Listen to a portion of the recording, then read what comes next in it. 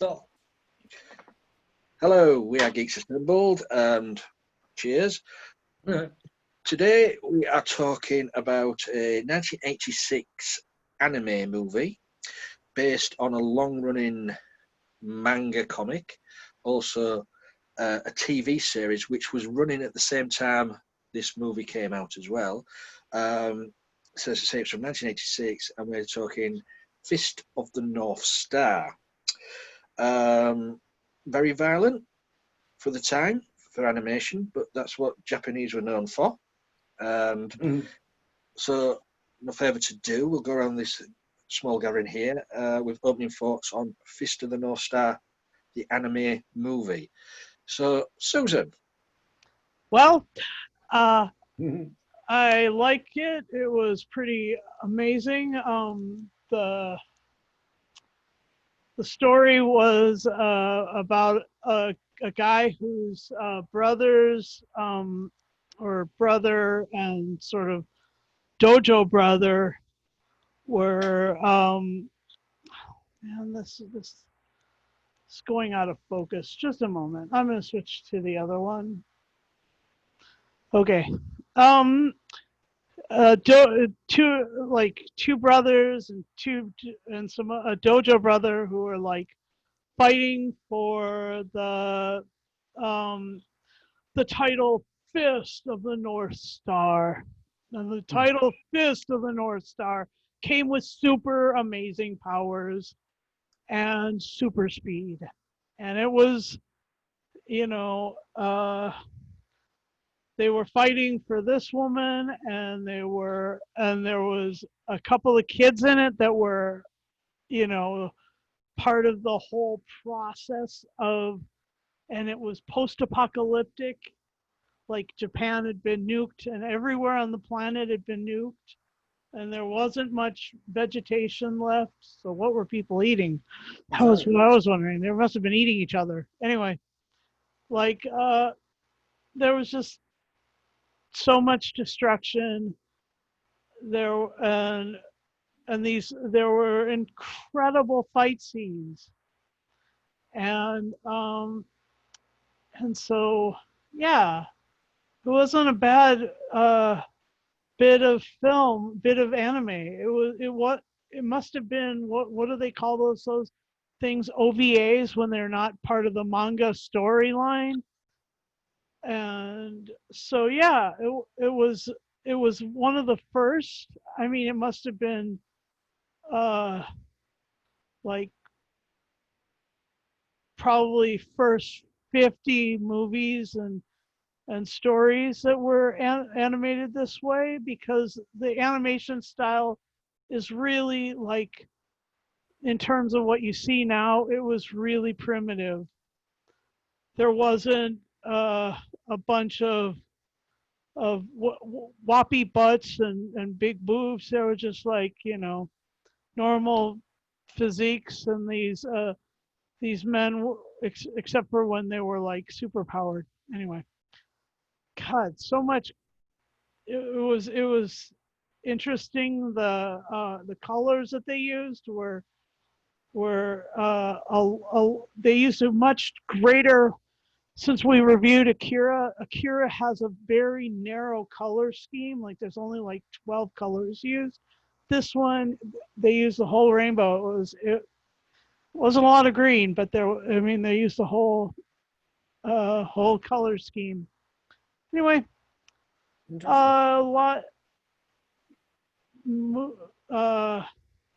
music was sweeping, all beautiful and classical. And yeah, back over to you, Lee. Thank you, Susan. Now, I'm going to wait with bated breath here. We're going to go over to Craig and David. Craig, over to you. I want to start off by saying, in Susan's background with the guy on the horse, the black horse, it reminds me of Ganondorf from the Ocarina of Time, when he gets on the black horse that comes out of Hyrule Castle. And I'm wondering, is there links there to that? But this film it tied in nicely with our Mad Max review from last week, because the the author of this was inspired by the Mad Max movies. So I could see elements in that when they were in, you know, when the kids were in those cars and they were coming down the desert and the smoke was billowing. Yeah, very Mad Max. Which we said. Yeah, exactly. You know, that's when we watched it. One thing that's. I love the music. The musical score was really beautiful. The landscape scenery that was beautifully painted. I mean, the lakes, the rivers, the way they glistened in the sunshine, things like that. When the red and white train came down, I thought, oh, that's lovely. And then the film started, which was basically people melting. Yeah. But I like the shock and awe aspect of this, because when I watched the TV series as a kid, this was a series that I watched when I was around 10 or 11 on a Friday night around. It was after midnight anyway. I'd watch it with my stepdad really late at night, and it was just such a cool thing. And it was like you know, because I was up late and, you know, I should have been in bed, and yeah, I've got happy memories of watching the series, even though it is pure violence. But there's nothing else out there like that. It set a precedent, you know, the one touch man, you know, he can, you know, and that one line, you're dead already, or you're dead, but you don't even know it, or something like that. It's great. But the story itself,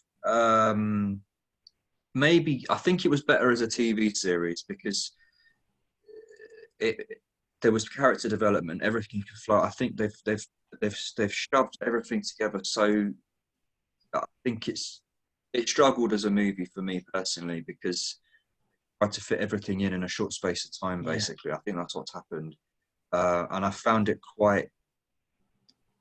difficult to follow. I will be honest, in some places.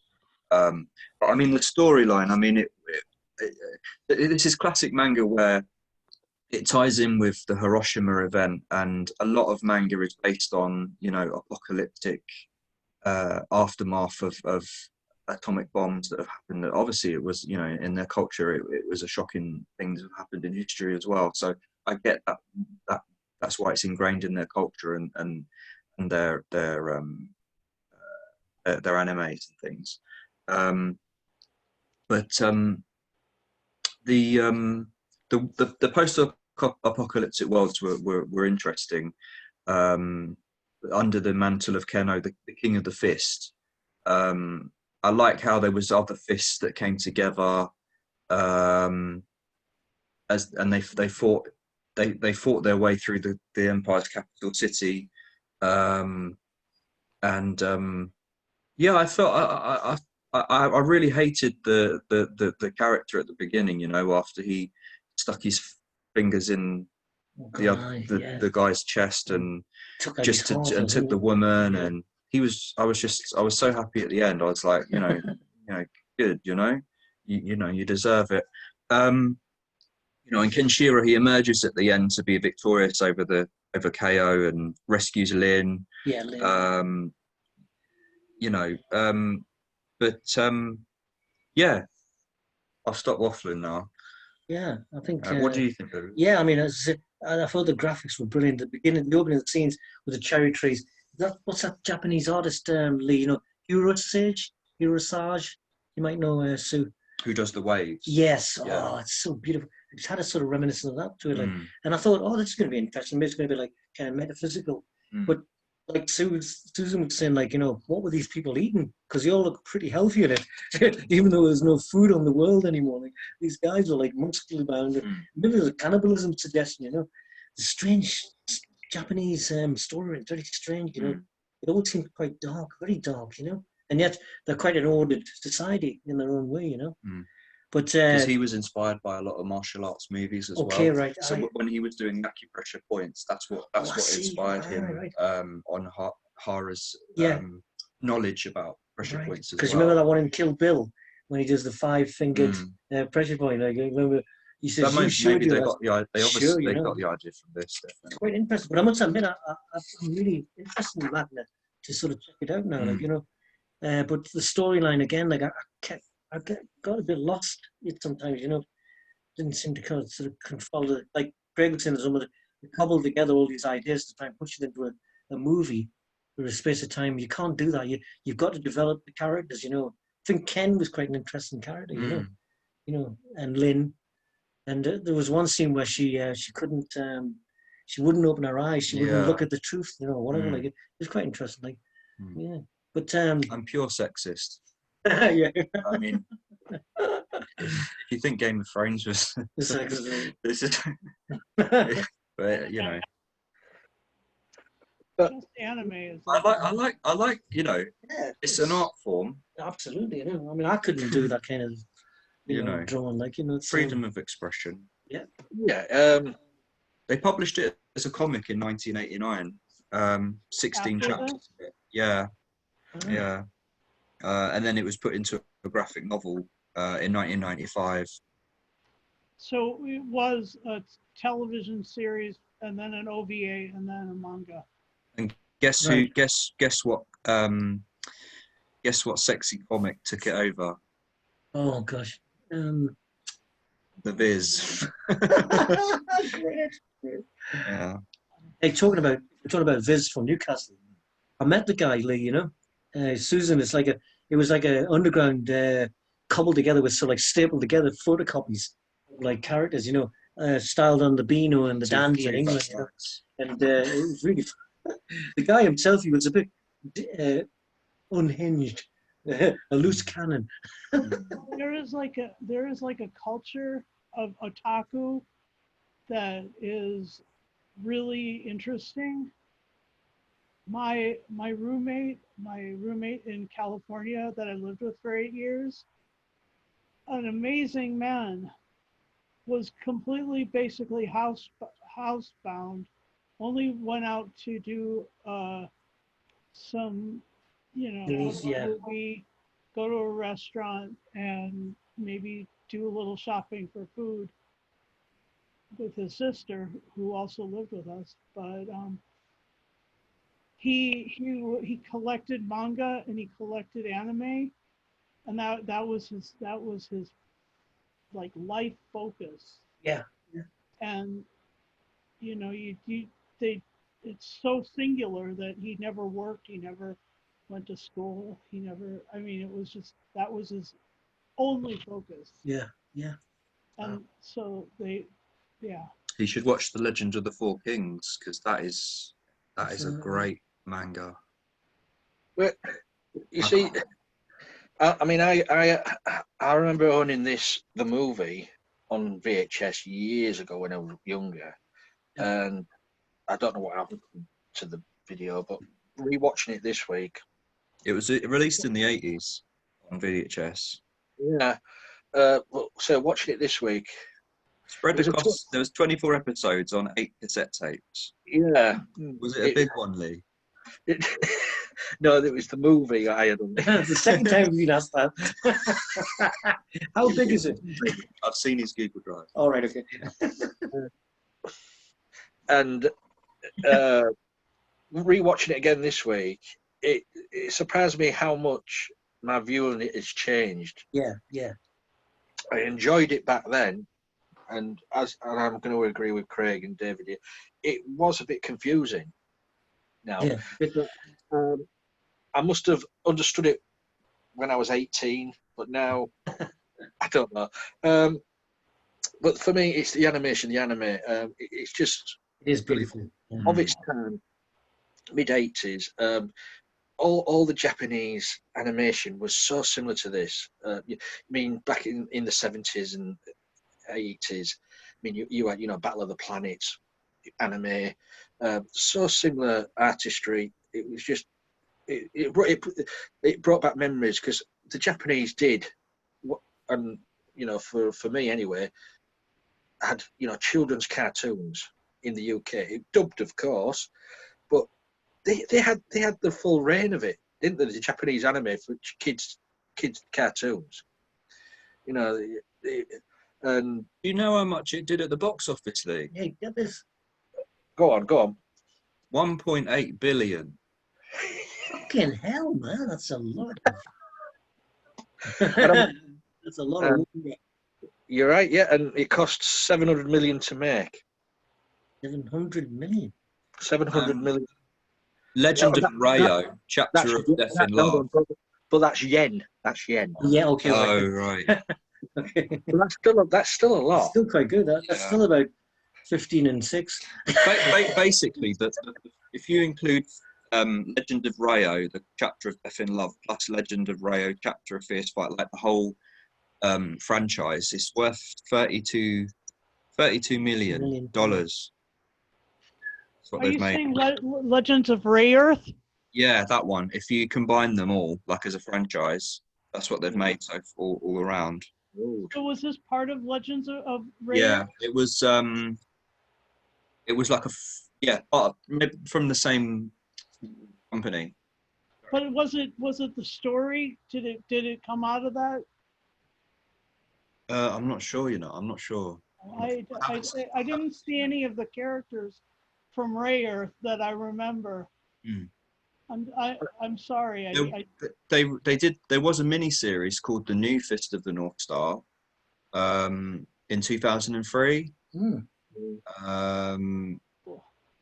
But in 2005 there was a film series, The Legend of the True Savior, which is 3 films, 2 OVAs, and they were released during a 3-year period between 2006 and 2008.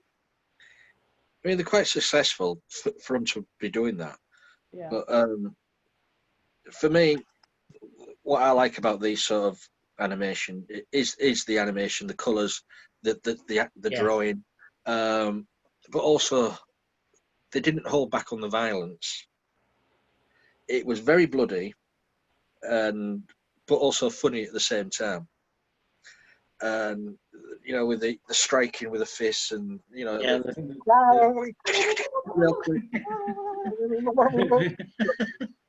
mean, for me, I was in fits of giggles when that great big fat bodyguard came out. Oh, that was great. Do you know what? Yeah. That reminded me. I don't know if anyone's seen the real Ghostbusters cartoon series, but there was a big monster in that with a big fat stomach with all the souls inside him, and it just reminded me of that. Of him, aye. And that was released around the same time, I think. Maybe they were in around 1984, 5. Yeah. But these anime movies were banned. I don't know if I remember if Fist of the North Star was banned, but certain other ones were banned in the UK because of the violence and the sexual things in it. White House? Pardon? White House? White House? Mary Whitehouse? No. Oh no. It was just the British fucking White House. I wonder what she would have thought. I don't think Mary Whitehouse would have liked it. No, it was just the British censorship. You can understand why, because of the violence. It was anime, and the kids would say, "Oh, it's a cartoon. I want to watch a cartoon." Yeah. And if you gave them that to watch, But yeah, I mean, I'm thinking of like Overfiend and stuff like that, which was very, very violent and very explicit. This wasn't so much explicit, but it was violent and gory, which I like. The more gory, the better for me. But it's good. As I say, the story. I agree. The story was a bit complicated because you're expected to come into this movie knowing who these characters are. Oh, I see. So this is like already for the initiated. Well, yeah, because they're taken several of the characters from the TV series, right? Put them in a movie, took elements from the TV series, mixed them up into the movie. Yeah. And if you was coming into this, I mean, it wasn't a sequel to the TV series. It was elements of the TV series storyline just made into a movie. And if you're coming to this not knowing who these are, because you say the first things you see is the characters walking along, and then all of a sudden they're fighting over the woman. And you think, who are these people? Yeah. There was no real introduction to them. Okay. They should have had a flashback. Maybe. This is what Craig was saying, that with a TV, they all went together on their adventures, and whoever came, it was almost like a bit like Pokemon. They used to be battled, and then he would touch them here and there, and then they would explode. Yeah. And that was it. And they would just go from one bit to the, and Yeah, and they were like a gang, you know. Well, the TV series, you go along, you get to know the characters. This, you did. If you came into this, you think, who are these? What's the story here? Because you didn't really know that they were brothers at the beginning until it was explained a little bit later on in the movie that they were brothers. So like you're hanging a bit, but it's still enjoyable. I enjoyed it. You know, it was different, you know. Yeah. I mean, this is what we like to do. You know, different things. Good to watch. Watch something a bit out of your comfort zone, or how do you learn things, you know. It's ranked number 26 out of the top 100 anime series. Wow. Have we got any favourite moments in this then? Or we're just open floor? I like I the like the speed fights too. Yeah. I like the speed fights, and I like that when they glow and then their superpowers are activated. And I love the little girl with the plant. She was great. That's my favorite. Yeah. And she had with her there's always a chibi, and the little girl is the chibi, and then there's the guy with the big smile, and that was her companion. Yes. So in anime, there's always like the main characters, and then there's a chibi, and then there's a young boy with like this huge freaking smile.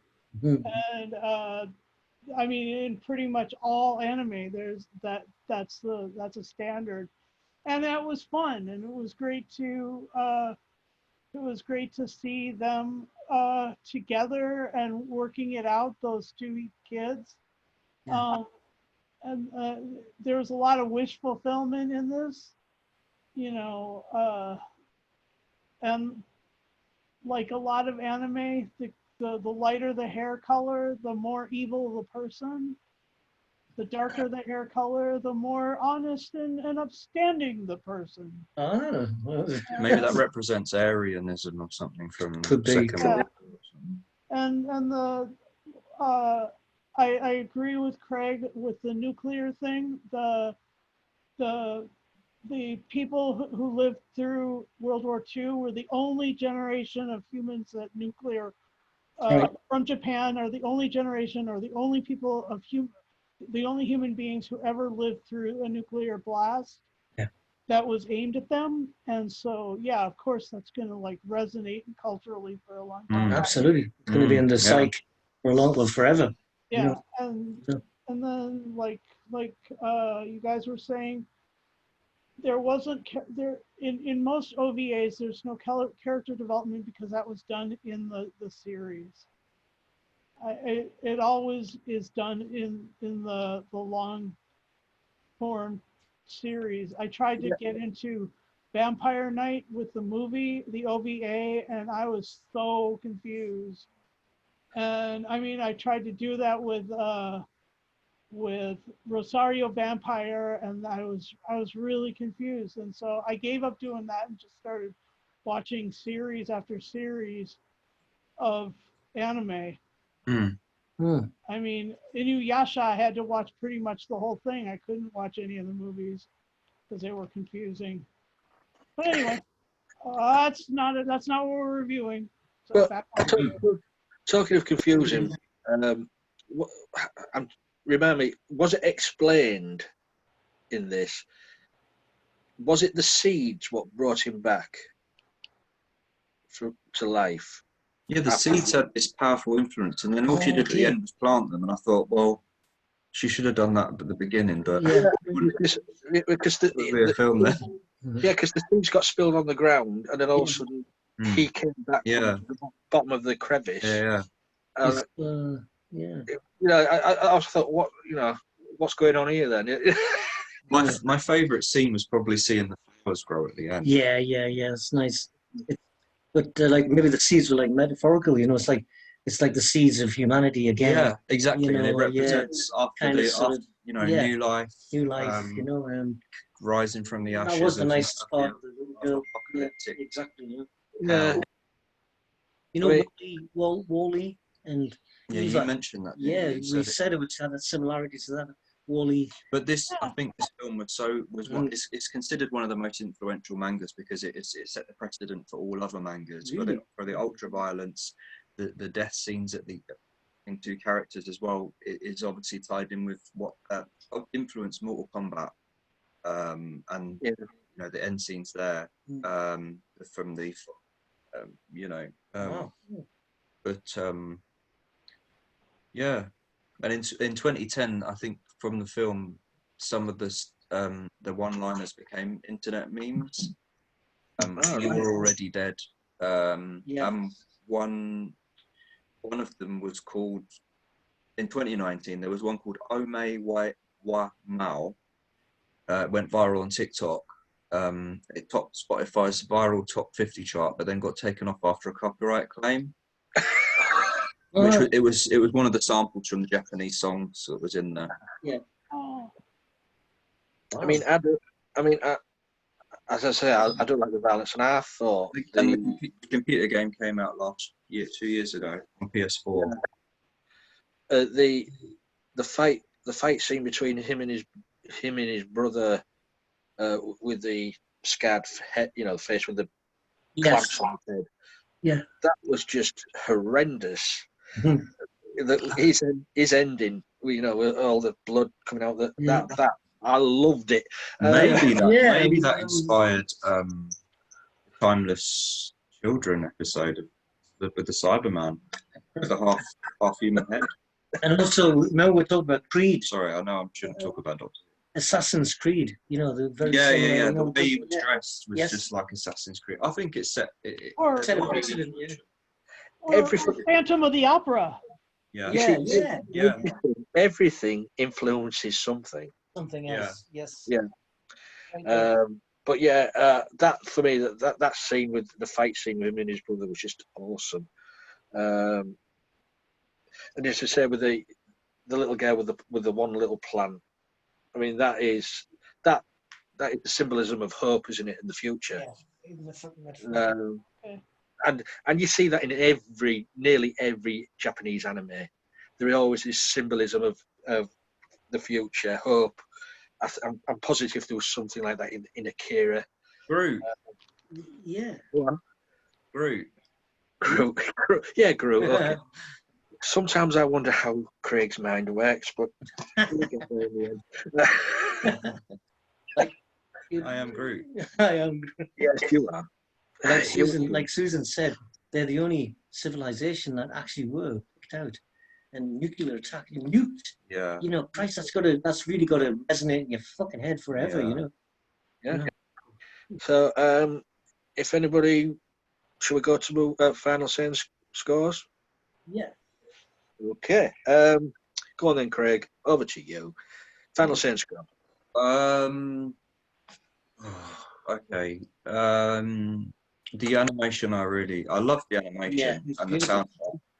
I think for me personally, I prefer the TV series to the actual movie because I feel like they've clumped it together and there's no character development. So for me, I'll probably give it a 6. Yeah. Fair enough. Yeah, the animation was great. I really enjoyed that. And you're right, the music was quite. But I mean, I didn't follow the story, but I think it's 7. Still a good score. Susan. Well, I will give it. I'll give it a 7 too. It was.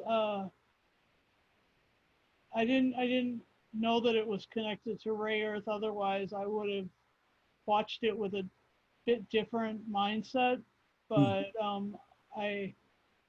I know that you need to watch the series before you watch the movie, but I thought this was standalone. But anyway, it was pretty awesome, and yeah, it was well.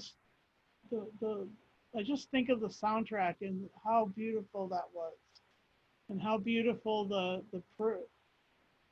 pretty animation was. Yeah.